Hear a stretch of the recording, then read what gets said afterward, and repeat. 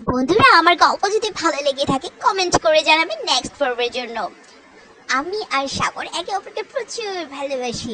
ভালোবাসার টানে আমি ঘর ছেড়ে দিয়ে পরিবার পরিজনের অমতে আমি সাগরকে বিয়ে করে ফেলি। বিয়ে করে আমার হেয়ার স্টাইল, আমার ড্রেস আপ, আমার স্বাধীনতা সব কিছু বিসর্জন দিলাম। একদম সাদাসিধে জীবন শুরু করতে লাগলাম। আমার একটা বেবি হলো। একদিন সকালবেলা হুট করে আমার শাশুড়ি এলো। শাশুড়ি এসে বলল, কি বৌমা, বেলা 12টা বাজে এখনো উঠার সময় হয়নি? নবাব নন্দিনী নাকি? বাড়িতে কেউ শেখায়নি? তোমার বাবা মা শেখায়নি? তারপর আমি বললাম, এ কি, বাবা মা ধরে কেন বলছেন? আমার বাবা মা তো অবশ্যই শিখিয়েছে, কিন্তু আপনি দেখতেই পেয়েছেন আমি সারা রাত ঘুমাইনি। আবার বাবুকে দেখভাল করার জন্য আমি সারা রাত ঘুমাতে পারিনি। তারপর আমার শাশুড়ি বলল, আমাদের বাবু হয়েছে, ও সব বলে আমার কোনো কোনো কিছু